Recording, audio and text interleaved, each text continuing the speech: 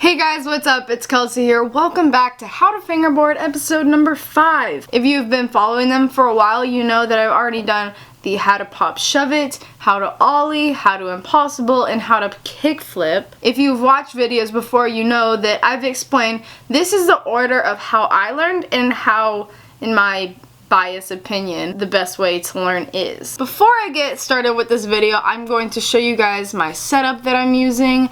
It is a Wub fingerboard, Black River trucks, and dual durometer flat face wheels with teak bubble bushings and teak grip tape. I think that tray flip makes more sense and is easier to learn after you've learned the impossible and the kick flip. Even though most people would argue that the impossible doesn't have much to do with the kick flip and it's more about the kick flip and the 360-degree shove it, I think the impossible has a key sort of scoop that is really helpful in the tray flip. This is what a tray flip is. Basically a kick flip rotation combined with a 360-degree rotation, and it happens simultaneously. The main problem I see with people who first learn how to tray flip is they kind of just flick it in the air and land on it and then think that it's a tray flip. It has a more difficult looking spin to a lot of the tricks that I've already taught all of you.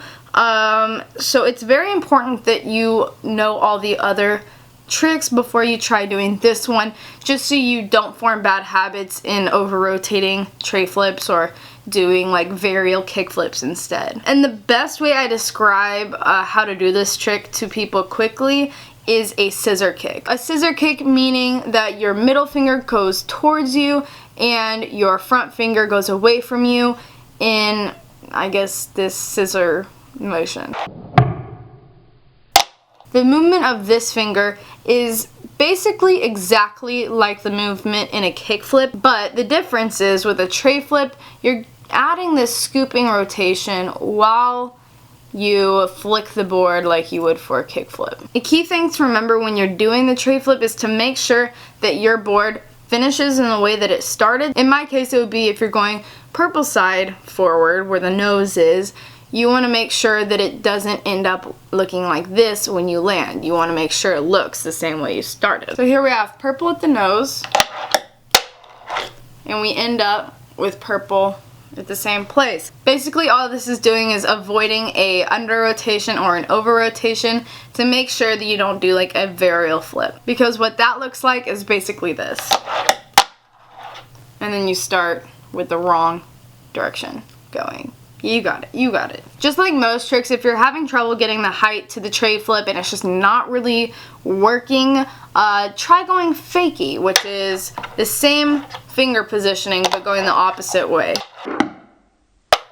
This is just gonna help you keep the momentum. I just find that it's a little bit easier. So maybe for some people it is, some people it isn't, but might as well try it out if you're struggling with the trick. My main advice to people learning the tray flip is to make sure that you're actually doing a tray flip, because a lot of the times I'll see something like this. The over rotation tends to happen a lot in people learning the tray flip. It's kind of hard with the motion that you're doing to under rotate it.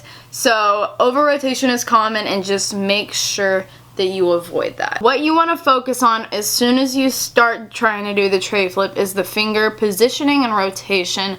Make sure that your front finger is coming towards you and the bottom finger is basically also coming towards you, but from the different direction.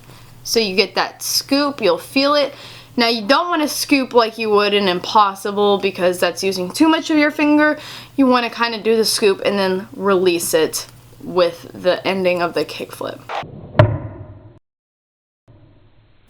The last part of your hand on the board should be the top tip of your front pointer finger. So if you see that your tray flips are going a little bit too vertical, similar to an impossible, make sure that you're getting that kick flip motion, because if you flick off the front, it'll just kind of do this weird, ugly situation that you want to avoid. On the other hand, if your tray flips are looking more kick flippy or varial flippy, like this, then you want to make sure that you emphasize the scoop before the flick of the kick flip. I think that about covers it. Here are some examples in slow motion videos of how to tray flip.